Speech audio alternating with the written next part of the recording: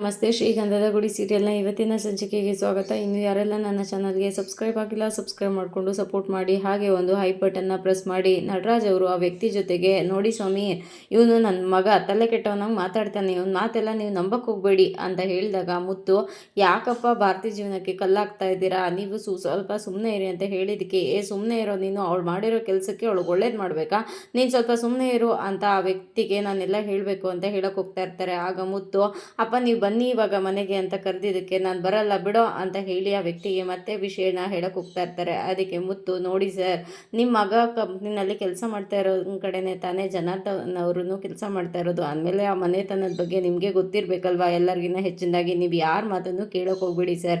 ನಾನು ನಿಜವಾಗ್ಲೂ ನಿಮ್ಮ ಮನೆ ಸೊಸೆ ಮಾಡ್ಕೊಳ್ಳಿ ಸರ್, ತುಂಬಾ ಒಳ್ಳೇದಾಗುತ್ತೆ, ಅವಳು ತುಂಬಾ ಒಳ್ಳೆ ಹುಡುಗಿ ಸರ್. ಇನ್ನೂ 2 ಕಡೆ ವಿಚಾರಿಸಬೇಕಿದ್ರೆ ಎಲ್ಲರೂ ಅವ್ರ ಮನೆ ಬಗ್ಗೆ ತುಂಬಾ ಒಳ್ಳೆ ಅಭಿಪ್ರಾಯನೇ ಇಟ್ಕೊಂಡಿದ್ದಾರೆ, ಎಲ್ಲರೂ ಒಳ್ಳೇದನ್ನೇ ಹೇಳ್ತಾರೆ, ನೀವು ಇಲ್ಲಿಂದ ಹೊರಡಿ ಸರ್ ಅಂತ ಹೇಳಿದಾಗ ಆ ವ್ಯಕ್ತಿ ಅಲ್ಲಿಂದ ಹೊರಟೋಗ್ತಾರೆ. ಆಗ ನಟರಾಜ್ ಅವರು, ನೀನು ನನ್ನ ಮಗನೇನೋ, ನನ್ನ ಮಗ ಅಂತ ಹೇಳ್ಕೊಳ್ಳೋಕ್ಕೆ ನಂಗೆ ನಾಚಿಕೆ ಆಗ್ತಾ ಇದೆ, ನನ್ನ ಮಗನೇ ನೀನು ಅಂತ ಹೇಳಿಬಿಟ್ಟು ಅಲ್ಲಿಂದ ಹೊರಟೋಗ್ತಾರೆ. ಆಗ ಅಂಗಡಿಯವರು, ಅದು ನಟರಾಜಣ್ಣ ದುಡ್ಡು ಅಂತ ಹೇಳ್ಬೇಕಾರೆ, ನಾನೇ ಕೊಡ್ತೀನಣ್ಣ ಅಂತ ಮುತ್ತು ಅವ್ರದ್ದು ದುಡ್ಡನ್ನ ಕೊಟ್ಬಿಟ್ಟು ಮನೆ ಕಡೆಗೆ ಬರ್ತಾರೆ.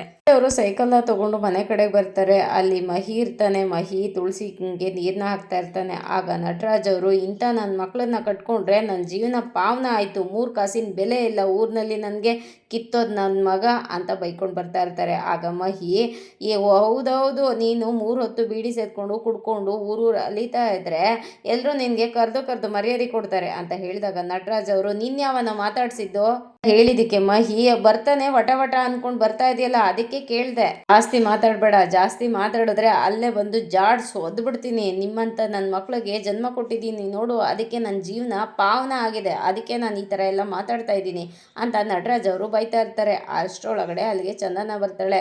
ಮಹಿ ತಲೆ ಕೆರ್ಕೊಂಡು ಚಂದನ ಮುಂದೆ ಬಂದು ನಿಂತ್ಕೊತಾನೆ.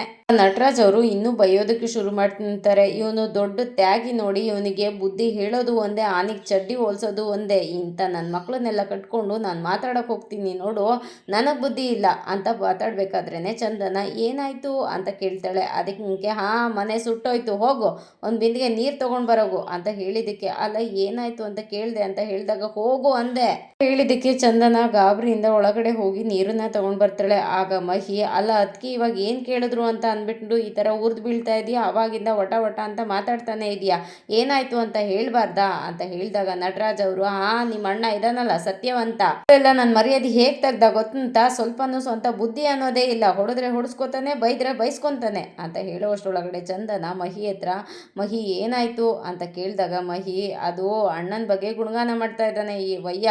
ಚಂದನ, ಅಣ್ಣ ಏನು ಮಾಡಿದ್ರು ಅಂತ ಮಹಿ ಹತ್ರ ಕೇಳ್ತಾಳೆ. ಅದಕ್ಕೆ ನಟರಾಜ್ ಅವರು, ಏನು ಮಾಡಿಲ್ವಲ್ಲ ಅದಕ್ಕೆ ಉರಿತಾ ಇರೋದು, ತ್ಯಾಗಮಯಿ ನೋಡಿ, ಇವನು ಅಷ್ಟೊಂದು ಒಳ್ಳೇದಲ್ಲ, ಹೊಡೆದ್ರೆ ಹೊಡೆಸ್ಕೊತಾನೆ, ಬೈದ್ರೆ ಬೈಸ್ಕೊತಾನೆ, ಇಷ್ಟೊಂದು ಒಳ್ಳೆತನ ಒಳ್ಳೇದಾ ಅಂತ ಬೈತಾನೆ ಇರ್ತಾರೆ. ಆಗ ಮಹಿ, ಅಯ್ಯೋ ವಟ ಅಂತ ಇರಬೇಡ, ಅದು ಏನಾಯಿತು ಅಂತ ಡೈರೆಕ್ಟಾಗಿ ನೇರವಾಗಿ ಹೇಳು, ನಮಗೆ ಅರ್ಥ ಆಗೋ ರೀತಿಯಲ್ಲಿ, ಏನೇನೋ ಬೊಗಳುತ್ತಾನೆ ಇರ್ತೀಯಲ್ಲ ಅಂತ ಹೇಳಿದ್ದಕ್ಕೆ ನಟರಾಜ್ ಅವರು, ಆ ಭಾರತಿಗೆ ನೋಡಿದಾರಲ್ಲ ಗಂಡು, ಅವ್ರ ಅಪ್ಪ ಆ ಕಾತೇಣಿ ಮನೆ ಬಗ್ಗೆ ವಿಚಾರಿಸ್ಕೊಂಡು ಬೀದಿಲಿ ಬಂದಿದ್ದ.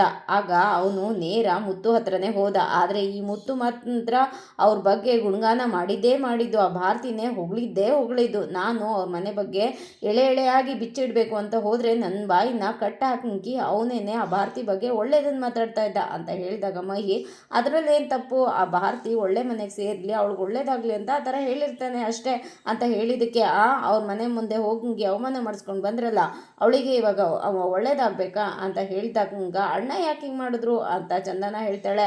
ಅದನ್ನೇ ನಾನು ಕೇಳ್ತಾ ಇರೋದು ಅಂತ ಹೇಳಿದಕ್ಕೆ, ಇಲ್ಲ ಭಾರತಿಗೆ ಒಳ್ಳೇದಾಗಲಿ ಅಂತ ಅಣ್ಣ ಆ ಥರ ಮಾಡಿರ್ತಾರೆ ಅಂತ ಹೇಳಿದಾಗ, ಅವಳಿಗೆ ಒಳ್ಳೇದಾಗಬೇಕಾ, ಇಷ್ಟೊಂದು ಒಳ್ಳೆತನ ಒಳ್ಳೇದಲ್ಲ, ಅವ್ರು ಬೈದ್ರೆ ಬೈಸ್ಕೊಳ್ಳೋದು, ಹೊಡೆದ್ರೆ ಹೊಡೆಸ್ಕೊಳ್ಳೋದು ಅದೆಲ್ಲ ಒಳ್ಳೇದಲ್ಲ ಅಂತ ಹೇಳಿದ್ದಕ್ಕೆ, ನೋಡಿ ಅದಕ್ಕೆ ಈ ವಯ್ಯನ ನಂಬಕ್ಕೆ ಹೋಗಬೇಡಿ, ಅಣ್ಣ ಯೋಚನೆ ಮಾಡಿನೇ ಮಾತಾಡಿರ್ತಾನೆ, ಅವನಿಗೆ ಗೊತ್ತು ಅಲ್ಲಿ ಯಾವ ಥರ ಮಾತಾಡಬೇಕು ಅಂತ, ಭಾರತಿಗೆ ಒಳ್ಳೇದಾಗಲಿ ಅಂತ ಮಾತಾಡಿರ್ತಾನೆ ಅಷ್ಟೇ ಅಂತ ಹೇಳಿದಕ್ಕೆ, ಅದಕ್ಕೆ ಮತ್ತೆ ಒಳ್ಳೆತನ ಇರೋದಕ್ಕೆ ಮತ್ತೆ ಅವನಿಗೆ ಇನ್ನೂ 2 ಕತೆ ವಯಸ್ಸಾದ್ರೂ ಇನ್ನೂ ಮದುವೆ ಆಗಿಲ್ಲ, ನೋಡ್ತಾ ಇರೋ, ನಿನ್ನ ಮದುವೆ ಆದ್ರೂ ಅವ್ನು ಮದುವೆ ಆಗೋದಿಲ್ಲ, ಅವನು ಸಿಂಗಲ್ ಮ್ಯಾನ್ ಆಗಿ ಉಳಿದಿರ್ತಾನೆ, ಇಷ್ಟೊಂದು ಒಳ್ಳೆತನ ಒಳ್ಳೇದಲ್ಲ ಅಂತ ಹೇಳಿದಾಗ ಚಂದನ, ಆದ್ರೂ ಅಣ್ಣ ಗ್ರೇಟ್, ಇಷ್ಟೊಂದು ತಾಳ್ಮೆ ಎಲ್ಲಿಂದ ಬಂತು ಅಂತ ಹೇಳಿದಕ್ಕೆ ಇಷ್ಟೊಂದು ತಾಳ್ಮೆ ಎಲ್ಲ ಒಳ್ಳೇದಲ್ಲ, ನಾನು ಮರ್ಯಾದೆ ಕಳಿಯೋಕ್ಕೆ ಹುಟ್ಟಿದ್ದಾರೆ ಇವರೆಲ್ಲ, ಛೇ ಅಂತ ಹೇಳಿಬಿಟ್ಟು ನಟರಾಜ್ ಅವರು ಒಳಗಡೆ ಹೊರಟೋಗ್ತಾರೆ. ಆಗ ಮಹಿ ಈ ವಯ್ಯಿನ ಮಾತಿಗೆ ನೀವು ತಲೆ ಕೆಡಿಸ್ಕೊಬಿಡಿ, ಅದಕ್ಕೆ ಅಣ್ಣನ ಮನಸ್ಸಲ್ಲಿ ಇರೋದು ಪ್ರೀತಿ ವಿಶ್ವಾಸ ಮಾತ್ರ, ದ್ವೇಷಕ್ಕೆಲ್ಲ ಜಾಗ ಇರೋದು. ಅವ್ನು ಹೇಳಲಿಲ್ವಾ ಭಾರತಿ ಮನೆಯವ್ರು ಏನಾರು ಕರೆದ್ರೆ ನಾನೇ ಹೋಗಿ ಅಡುಗೆ ಮಾಡ್ಕೊಟ್ಬಿಟ್ಟು ಬರ್ತೀನಿ ಅಂತ, ನೀವು ವಯ್ಯನ ಮಾತಿಗೆಲ್ಲ ತಲೆ ಕೆಡಿಸ್ಕೊಬೇಡಿ ಅದಕ್ಕೆ ಅಂತ ಹೇಳಿದಾಗ ಚಂದನ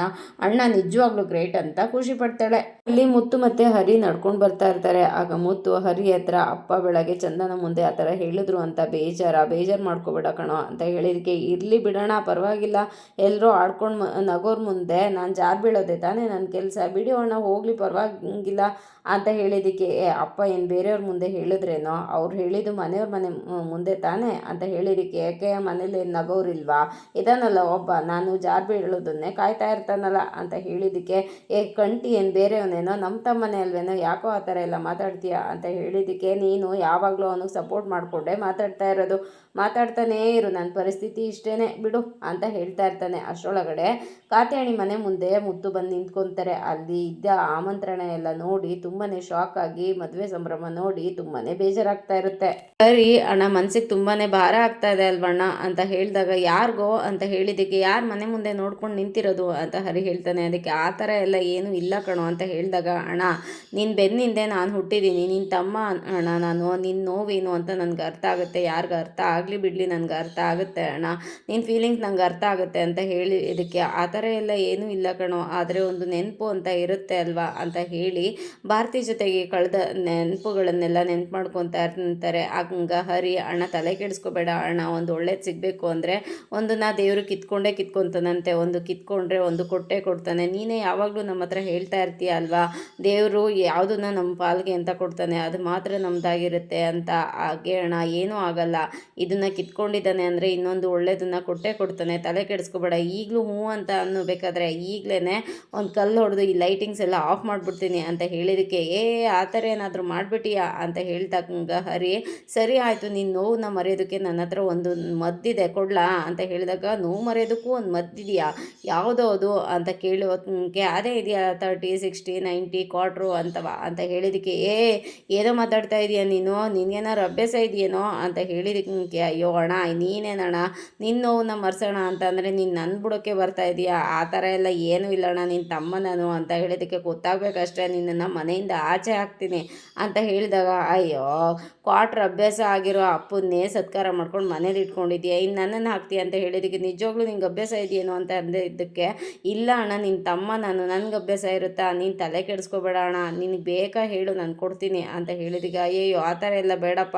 ಈಗೊಬ್ಬರು ಕ್ವಾರ್ಟ್ರ್ ಮನೇಲಿ ಹಾಕ್ಕೊಂಡು ಕೂತಿರೋ ಕ್ವಾಟ್ಲೇ ತಡ್ಕೊಳಕ್ಕಾಗ್ತಾಯಿಲ್ಲ, ಇನ್ನು ನಾನು ಕಲಿಬೇಕಾ, ಆ ಥರ ಎಲ್ಲ ಏನೂ ಇಲ್ಲಪ್ಪ ನಡಿ ನೀನು ಅಂತ ಹೇಳ್ತಾರೆ. ಅಷ್ಟರಲ್ಲಿ ಅಲ್ಲಿ ಭಾರತಿ ಬಂದು ನಿಂತಿರ್ತಾಳೆ, ಅದನ್ನು ನೋಡಿಕೊಂಡು ಫೀಲ್ ಮಾಡ್ತಾ ಇರ್ತಾರೆ. ಏನು ಮಾಡೋಕ್ಕಾಗಲ್ಲ ಅಂತ ಹೇಳಿಬಿಟ್ಟು ಭಾರತಿ ಕಡೆ ನೋಡ್ದೇ ಈ ಕಡೆ ಬಂದ್ಬಿಡ್ತಾರೆ. ಆದರೆ ನಟರಾಜ್ ಅವರು ಕುಡ್ಕೊಂಡು ಬಂದು ಬಾಯಿಗೆ ಬಂದಂಗೆ ಹಾಡು ಹೇಳ್ಕೊಂಡು ಕೂತಿರ್ತಾರೆ. ಆಗ ಮಹಿ ಕಂಟಿ ಮತ್ತು ಹರಿ 3 ಜನ ಕೇಳಿಸ್ಕೊಳಕ್ಕಾಗ್ದೇ ಅಣ್ಣ ಏನಾದರೂ ಮಾಡೋ ಅಣ್ಣ, ಈ ವಯ್ಯಂಗೆ ಕೇಳಿಸ್ಕೊಳಕ್ಕಾಗ್ತಾ ಇಲ್ಲ ಅಂತ ಹೇಳಿದಾಗ ಹರಿ ನೋಡು ಈಗ ಮಾಡ್ತೀನಿ ಅಂತ ಹೇಳಿಬಿಟ್ಟು ಮಹಿ ಅವ್ರು ಯಾರೋ ಒಂದು ಕಿಡ್ನಿ ಕೇಳ್ತಾ ಇದ್ರಲ್ಲ ಈ ವಯ್ಯಂಗೆ ಸ್ಲೀಪಿಂಗ್ ಟ್ಯಾಬ್ಲೆಟ್ ಹಾಕ್ಬಿಟ್ಟು ಕಿಡ್ನಿ ಕಿತ್ಕೊಟ್ಬಿಡೋಣ ಅಂತ ಹೇಳಿದಾಗ ನಟರಾಜ್ ಅವರು ಅಯ್ಯಯ್ಯೋ ನಾನು ಕಿಡ್ನಿನೇ ಕಿತ್ಕೊಡ್ತೀನಿ ಅಂತ ಅವರಲ್ಲಪ್ಪ, ನಾನು ಇಲ್ಲಿಂದ ಹೊರಟೋಗ್ಬಿಡ್ಬೇಕು ಅಂತ ಹೊರಗಡೆ ಹೋಗ್ಬಿಡ್ತಾರೆ. ಆಗ ಅಯ್ಯೋ ಈ ವಯ್ಯಂಗೆ ಕಿಡ್ನಿ ಚೆನ್ನಾಗಿಲ್ಲ ಅಂದರೂ ಪರವಾಗಿಲ್ಲ, ಕಿಡ್ನಿ ಮೇಲೆ ಆಸೆ ಮಾತ್ರ ಹೋಗಿಲ್ಲ, ಈ ವಯ್ಯನ ಕಿಡ್ನಿ ತೊಗೊಂಡ್ರೆ ನಿಜವಾಗ್ಲೂ ಯಾರಾದರೂ ಬದುಕ್ತಾರಾ ಅಂತ ಕಂಟಿ ಹೇಳ್ತಾನೆ. 3 ಜನ ಮಾತಾಡ್ತಾ ಕೂತಿರ್ತಾರೆ. ಅಷ್ಟರೊಳಗಡೆ ಚಂದನ ಅಲ್ಲಿಗೆ ಬಂದು ಏನೋ ಸ್ಮೆಲ್ ಬರ್ತಾ ಇದೆಯಲ್ಲ ಅಂತ ಹೇಳಿದಾಗ ಇಲ್ವಲ್ಲ ಅಂತ ಹೇಳ್ತಾರೆ. ನಿಜವಾಗ್ಲೂ ನಿಮ್ಮ ಮೂಗು ಹಾಳಾಗಿದೆ ಅಷ್ಟೇ,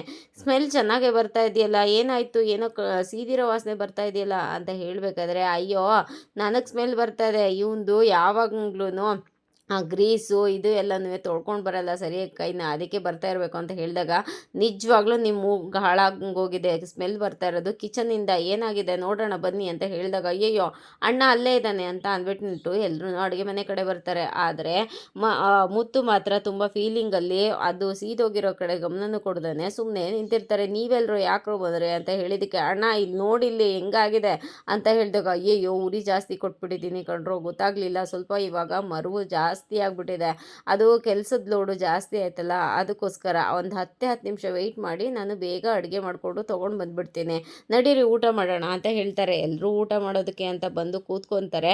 ಮುತ್ತು ಆಮೇಲೆ ಬಂದು ಕೂತ್ಕೊಂಡು ಅವರೇನೆ ಬಡಿಸ್ಕೊತಾ ಇರ್ತಾರೆ. ಆಗ ಎಲ್ಲರೂ ಫೀಲ್ ಮಾಡ್ಕೊತಾರೆ, ಅಯ್ಯಯ್ಯೋ ನಾನು ನಿಮಗೆ ಬಡಿಸ್ಕೊಡ್ಲಿಲ್ವಾ, ಬಡಿಸ್ಕೊಡ್ತೀನಿ ಇರು ಅಂತ ಹೇಳಿದಾಗ ಚಂದನ, ಪರವಾಗಿಲ್ಲ ಅಣ್ಣ ನೀವು ಊಟ ಮಾಡಿ ನಾನು ಬಡಿಸ್ಕೊಡ್ತೀನಿ ಅಂತ ಹೇಳಿ ಚಂದನ ಎಲ್ರಿಗೂ ಊಟ ಬಡಿಸ್ತಾಳೆ. ಆದರೆ ಮಹಿ ತಿಂದ್ಬಿಟ್ಟು, ಅಯ್ಯಯ್ಯೋ ಇದೇನು ಹಿಂಗಿದೆ, ಇದೇನಣ್ಣ ಇದು, ಸಾಂಬಾರ್ಗೆ ಉಪ್ಪು ಹಾಕಿದ್ಯಾ ಅಥವಾ ಉಪ್ಪು ಒಳಗಡೆಗೇನೆ ಸಾಂಬಾರು ಹಾಕಿದ್ಯಾ ಗೊತ್ತಾಗ್ತಾ ಇಲ್ಲಲ್ಲ ಅಂತ ಹೇಳಿದಕ್ಕೆ, ಅಯ್ಯೋ ಸ್ವಲ್ಪ ಉಪ್ಪು ಜಾಸ್ತಿ ಆಗಿಬಿಟ್ಟಿದೆ ಕಣೋ, ಉಪ್ಪು ಕಮ್ಮಿ ಆಗಿದೆ ಅಂತ ಅಂದ್ಕೊಂಡಿದ್ದೆ, ಅಯ್ಯೋ ಇರು ಒಂದು 10 ನಿಮಿಷ ಮಾಡ್ಕೊಂಡು ಬರ್ತೀನಿ ಅಂತ ಹೇಳಿದಾಗ, ಹರಿ ಪರವಾಗಿಲ್ಲ ಅಣ್ಣ, ಆ ಥರ ಏನು ಊಟ ಮಾಡೋಕ್ಕಾಗದೇ ಇರೋ ಅಷ್ಟೇನು ಉಪ್ಪು ಜಾಸ್ತಿ ಆಗಿರೋದಿಲ್ಲ, ನಾವು ತಿಂತೀವಿ ಬಿಡು, ಮಹಿ ತಿನ್ನೋ ಸುಮ್ಮನೆ, ನೀನು ಅಣ್ಣ ಫೀಲಿಂಗಲ್ಲಿದ್ದಾನೆ, ಬೇಜಾರಾಗಿದ್ದಾನೆ ಅಂತ ಹೇಳಿದಕ್ಕೆ ಅವನು ಇಲ್ಲದೆ ಇರೋನಿಗೆ ಯಾಕೋ ಎಲ್ಲ ಭಯ ಹುಟ್ಟಿಸ್ತಾ ಇದೆಯಾ ನೀನು, 10 ನಿಮಿಷ ಟೈಮ್ ಕೊಡೋ, ನಾನು ಹೋಗಿ ಮಾಡ್ಕೊಂಡು ಬಂದುಬಿಡ್ತೀನಿ ಅಂತ ಹೇಳಿದಾಗ, ಇಲ್ಲ ಪರವಾಗಿಲ್ಲ ಅಣ್ಣ ನಾವು ಇದರಲ್ಲೇ ಊಟ ಮಾಡ್ತೀವಿ ಅಂತ ಹೇಳ್ತಾರೆ. ಆಗ ಚಂದನ, ಮಹಿ ಊಟ ಮಾಡೋಕ್ಕಾಗದೇ ಇರೋ ಅಷ್ಟು ಏನೂ ಉಪ್ಪಾಗಿರೋಲ್ಲ, ಊಟ ಮಾಡು ಇವತ್ತೊಂದು ದಿನಕ್ಕೆ ಅಂತ ಹೇಳಿದಾಗ ಕಂಟಿ ಕೂಡ, ಹೌದು ನಿನ್ಗೆ ಅಷ್ಟು ಉಪ್ಪು ಜಾಸ್ತಿ ಅಂತ ಅನಿಸಿದ್ರೆ ಸ್ವಲ್ಪ ಮಜ್ಜಿಗೆ ಇದೆಯಲ್ಲ ಹಾಕು ಅಂತ ಹೇಳಿದಾಗ ಮುತ್ತು, ಇಲ್ಲ ನಾನು ಹೋಗಿ ಅಡುಗೆ ಮಾಡ್ಕೊಂಡು ಬರ್ತೀನಿ ಅಂತ ಎದ್ದೇಳ್ತಾ ಇರ್ತಾರೆ. ಅಷ್ಟರೊಳಗಡೆ ಮಹಿ, ಇಲ್ಲ ಅಣ್ಣ ಪರವಾಗಿಲ್ಲ ನಾನು ಇವತ್ತಿಗೆ ಇದನ್ನೇ ತಿಂತೀನಿ ಅಂತ ಅವನು ತಿನ್ನೋದಕ್ಕೆ ಶುರು ಮಾಡ್ತಾನೆ. ಮುತ್ತು ಮಾತ್ರ ಏನು ಯೋಚನೆ ಮಾಡ್ತಾ ಕೂತಿರ್ತಾರೆ. ಆಗ ಹರಿ, ಅಣ್ಣ ಅಂತ ಹೇಳಿದಕ್ಕೆ, ಯಾಕೋ ಊಟ ಬಡಿಸ್ಕೊಡ್ಲೇನೋ ಅಂತ ಹೇಳಿದಕ್ಕೆ, ಅದಲ್ಲ ಅಣ್ಣ ನೀನು ಊಟ ಮಾಡೋಣ ಅಂತ ಹೇಳಿದಾಗ ಮುತ್ತು, ಅಯ್ಯೋ ನನಗೆ ಯಾಕೋ ಹಸಿವಿಲ್ಲ ಕಣೋ, ನಾನು ಆಮೇಲೆ ಊಟ ಮಾಡ್ತೀನಿ ಅಂತ ತಟ್ಟೆನ ತೊಗೊಂಡು ಹೋಗ್ತಾ ಇರ್ತಾರೆ. ಅಷ್ಟರೊಳಗಡೆ ತಟ್ಟೆ ಕೆಳಗಡೆ ಬಿದ್ದುಬಿಡುತ್ತೆ. ಏನಾಯ್ತಣ್ಣ ಅಂತ ಎಲ್ಲರೂ ಓಡಿ ಬಂದಿದ್ದಕ್ಕೆ, ಅಯ್ಯೋ ಕೈ ಜಾರಿ ಕೆಳಗಡೆ ಬಿತ್ತಮ್ಮ, ನಾನು ಅದನ್ನು ಎಲ್ಲದನ್ನು ತೆಗಿತೀನಿ ಅಂತ ಹೇಳಿದ್ದಕ್ಕೆ, ಅಣ್ಣ ನೀವು ಹೋಗಿ ರೆಸ್ಟ್ ಮಾಡಿ ನಾನು ಕ್ಲೀನ್ ಮಾಡ್ತೀನಿ ಅಂತ ಚಂದನ ಹೇಳ್ತಾಳೆ. ಇಲ್ಲಮ್ಮ ನಾನು ಕ್ಲೀನ್ ಮಾಡ್ತೀನಿ ಅಂತ ಹೇಳಿದ್, ನೀವು ಹೋಗಿ ರೆಸ್ಟ್ ಮಾಡಿ ಅಂತ ಹೇಳಿದಾಗ ಹರಿ, ಅಣ್ಣ ನೀನು ಬಾಣ ನಾನು ಕರ್ಕೊಂಡು ಹೋಗ್ತೀನಿ, ನೀನು ಬಾರಣ್ಣ ನಾನು ಕರ್ಕೊಂಡು ಹೋಗ್ತೀನಿ ಅಂತ ಹೇಳಿದ್ರೆ, ಏನಕ್ಕೋ ಅಂತ ಹೇಳಿದ್ರು ಹರಿ ಎಲ್ಲಿಗೆ ಅಂತ ಹೇಳೋದಿಲ್ಲ, ಬಾ ಅಣ್ಣ ಅಂತ ಅಂದ್ಬಿಟ್ಟು ಹೊರಗಡೆ ಕರ್ಕೊಂಡು ಬರ್ತಾನೆ. ಯಾಕೋ ಕರ್ಕೊಂಡು ಬಂದೆ ಅಂತ ಹೇಳಿದಾಗ, ಇನ್ನೇನಣ್ಣ ನೋಡು ಇಲ್ಲಿ ಫೀಲಿಂಗಲ್ಲಿ ನಿನ್ನ ಮುಖ ಹೇಗಾಗಿದೆ ಅಂತ, ಒಳ್ಳೆ ದೇವದಾಸನ್ ಥರ ಕಾಣಿಸ್ತಾ ಇದೆಯಾ, ಅದಕ್ಕೆ ಇಲ್ಲಿ ಕರ್ಕೊಂಡು ಬಂದೆ ಅಂತ ಹೇಳಿದಾಗ, ಏನೋ ನನ್ನನ್ನು ಮನೆಯಿಂದ ಹೊರಗೆ ಹಾಕಬೇಕು ಅಂದ್ಕೊಂಡಿದ್ದೀಯೇನೋ ಅಂತ ಹೇಳಿದಕ್ಕೆ, ಅಣ್ಣ ನೀನು ತಮ್ಮ ಅಣ್ಣ, ನನ್ನನ್ನು ಸ್ವಲ್ಪ ಅರ್ಥ ಮಾಡ್ಕೊಳ್ಳೋಣ, ಆ ಥರ ಎಲ್ಲ ನಾನು ಮಾಡ್ತೀನಾ, ಇರು ಒಂದು ನಿಮಿಷ ನಾನು ನಿನಗೆ ಏನೋ ಒಂದು ಕೊಡ್ತೀನಿ ಮದ್ದು ಅಂತ ಹೋಗಿ ಅವ್ರ ಅಪ್ಪನ ಎಣ್ಣೆನ ಎತ್ಕೊಂಡು ಬರ್ತಾನೆ, ಒಂದು ಪೆಗ್ ಹಾಕು ಅಂತ. ಅಯ್ಯಯ್ಯೋ ನನ್ನನ್ನು ಏನು ಅಂದ್ಕೊಂಡಿದ್ಯೋ, ನಾನೇನು ಕುಡುಕುನ್ ಮಾಡಬೇಕು ಅಂತ ಅಂದ್ಕೊಂಡಿದ್ಯಾ, ಬೇಡ ಬೇಡ ಬೇಡ, ನಾನು ಮುಂಚೆನೇ ಹೇಳಿದ್ದೀನಿ ತಾನೆ, ನಿನಗೂ ಕುಡಿಬೇಡ ಅಂತ ಹೇಳಿದ್ದೀನಿ ತಾನೆ, ಈ ಥರ ಎಲ್ಲ ಮಾಡೋ ತಪ್ಪು ಹರಿ ಬೇಡ ಅಂತ ಹೇಳಿದ ಕಾರಣ ಮನಸ್ಸಿನ ಭಾರ ಕಮ್ಮಿ ಆಗುತ್ತೆ. ನೀನು ಇವಾಗ ಕುಡ್ದಿಲ್ಲ ಅಂದರೆ ಇನ್ನು ಯಾವಾಗ ಕುಡಿತೀಯಾ, ಕುಡಿಯೋಣ ಅಂತ ಅಂದಿದ್ದಕ್ಕೆ, ನೀನು ಏನೋ ಅಂದ್ಕೊಂಡಿದ್ಯಾ ನನ್ನನ್ನು ಅಂತ ಹೇಳಿದಾಗ, ಇಲ್ಲ ಅಣ್ಣ ನೀನು ಕುಡಿ, ಇವಾಗ ಮನಸ್ಸಿನ ಭಾರ ಎಲ್ಲ ಬಾಗಿಲು ಕಡೆಗೆ ಓಡೋಗ್ಬಿಡುತ್ತೆ, ನೀನು ತಲೆನೇ ಕೆಡಿಸ್ಕೊಬೇಡ, ನೀನು ಕುಡಿ ಇರು ಹಾಕ್ಕೊಡ್ತೀನಿ ಅಂತ ಅಂದ್ಬಿಟ್ಟು ಒಂದು ಪೆಗ್ ಹಾಕ್ಕೊಂಡು ಬರ್ತಾನೆ. ಅದಕ್ಕೆ ಬೇಡ ಕಣೋ ಹರಿ, ಬೇಡ ಕಣೋ, ಅಪ್ಪನ ಎಣ್ಣೆ ಬೇರೆ ತಂದಿದೀಯಾ ಅಂತ ಹೇಳಿದ್ದಕ್ಕೆ, ಅಪ್ಪನ ಎಣ್ಣೆ ತಾನೇ, ಏನು ತೊಂದರೆ ಇಲ್ಲ ಅಣ್ಣ, ಅಪ್ಪ ಕುಡಿದ್ಬಿಟ್ಟು ಬಿತ್ಕೊಂಡಿದ್ದಾನೆ, ಅವನೇನು ಇವಾಗ ಬರಲ್ಲ, ನೀನು ಕುಡಿ ಅಂತ ಹೇಳಿದ್ದಕ್ಕೆ, ಅಯ್ಯೋ ಅವ್ರಿಗೆ ಗೊತ್ತಾದರೆ ಗಲಾಟೆ ಮಾಡ್ತಾರೆ ಕಣೋ, ನಾಳೆ ಆದರೂ ಗೊತ್ತಾಗುತ್ತೆ ಅಲ್ವೇನೋ ಅಂತ ಹೇಳಿದಾಗ, ನಾಳೆ ತಾನೇ, ನಾಳೆ ನೋಡ್ಕೊಳ್ಳೋಣ, ಇವಾಗ ಕುಡಿಯೋಣ ನೀನು ಎಲ್ಲ ಸರಿ ಹೋಗುತ್ತೆ ಅಂತ ಹೇಳಿದಾಗ, ಬೇಡ ಕಣೋ ಹರಿ, ಬೇಡ ಕಣೋ, ಇದೆಲ್ಲ ತಪ್ಪು ಕಣೋ ಅಂತ ಹೇಳಿದ್ದಕ್ಕೆ, ನೀನು ಕುಡಿಯೋಣ ಅಂತ ಬಲವಂತದಿಂದ ಕುಡಿಸ್ಬಿಡ್ತಾನೆ. ಆಗ ಮುತ್ತುಗೆ ಒಂಥರ ಆಗುತ್ತೆ, ಇದೇನು ಇದು ನೀರು ಕುಡ್ದಂಗೆ ಆಗ್ತಾಯಿದೆ ಅಂತ ಹೇಳಿದ್ದಕ್ಕೆ, ಹಾಂ ನೀರು ಕುಡ್ದಂಗೆ ಆಗೋದು, ಆಮೇಲೆ ತೋರಿಸುತ್ತೆ ಅದ್ರ ಕರಾಮತ್ತು, ನೀನು ಕುಡಿ ಇರು ಅಂತ ಅಂದ್ಬಿಟ್ಟು ಹೋಗಿ ಉಪ್ಪಿನಕಾಯಿನ ತೊಗೊಂಡು ಬರ್ತಾನೆ. ಇನ್ನೊಂದು ಹಾಕ್ತೀನಿ ಇರು ಅಂತ ಹೇಳಿಬಿಟ್ಟು ಇನ್ನೊಂದು ಪೆಗ್ ಹಾಕ್ಕೊಡ್ತಾನೆ. ಮುತ್ತು ಕುಡಿತಾನೆ. ಮತ್ತೆ ಅಯ್ಯೋ ಒಂಥರ ಆಗ್ತಾಯಿದೆ ಕಣೋ ಅಂತ ಹೇಳಿದಾಗ, ಇನ್ನೊಂದು ಪೆಗ್ ಬೇಕಾ, ಇರು ತಂದ್ಕೊಡ್ತೀನಿ ಅಂತ ಹೇಳಿದಾಗ, ಹಾಂ ಇನ್ನು ಒಂದೇ ಸಾಕು ಜಾಸ್ತಿ ಬೇಡ ಅಂತ ಮುತ್ತು ಹೇಳ್ತಾನೆ. ಅದಕ್ಕೆ ಹಾಂ ಅಣ್ಣ ಇವಾಗ ನನ್ನ ದಾರಿಗೆ ಬರ್ತಾವನೆ ಅಂತ ಹೋಗಿ ಮತ್ತೆ ಇನ್ನೊಂದು ಪೆಗ್ಗನ್ನ ತೊಗೊಂಡು ಬಂದು, ತಗೊಳ್ಳೋಣ ಕುಡಿ ಅಂತ ಅಂದ್ಬಿಟ್ಟು ಮುತ್ತುಗೆ ಇನ್ನೊಂದು ಪೆಗ್ ಕೊಡ್ತಾನೆ. ಕೊಟ್ಟಾದ್ಮೇಲೆ ಏನಾಗ್ತಾ ಇದೆಯಣ್ಣ ಅಂತ ಹೇಳಿದಕ್ಕೆ, ತಲೆ ಸ್ವಲ್ಪ ಲೈಟಾಗಿ ಗಿರ್ ಅಂತ ಇದೆ ಕಣೋ ಅಂತ ಹೇಳಿದಾಗ, ಹಾಂ ಈಗ ಹೇಳೋಣ ನಿನ್ನ ಕಷ್ಟ ಏನು ಅಂತ ಹೇಳಿದಕ್ಕೆ, ಅಯ್ಯೋ ಮನಸ್ಸಲ್ಲಿ ತುಂಬ ನೋವಿದೆ ಕಣೋ, ಆದರೆ ಹೇಗೆ ಹೇಳ್ಕೋಬೇಕು ಅಂತಲೇ ಗೊತ್ತಾಗ್ತಾ ಇಲ್ವೇ.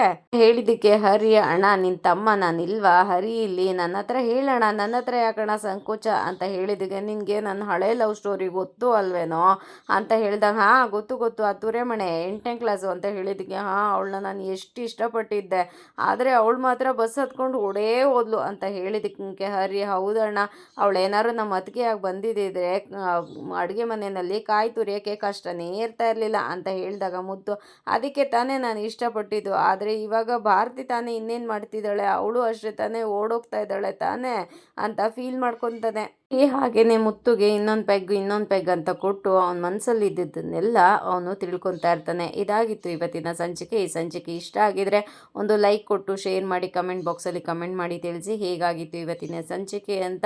ನಾಳಿನ ಸಂಚಿಕೆಯಲ್ಲಿ ಸಿಗೋಣ. ಅಲ್ಲಿವರೆಗೂ take care, bye, thank you. ಹಾಗೆ ಒಂದು ಹೈಪ್ ಕೊಡೋದನ್ನು ಮರಿಬೇಡಿ.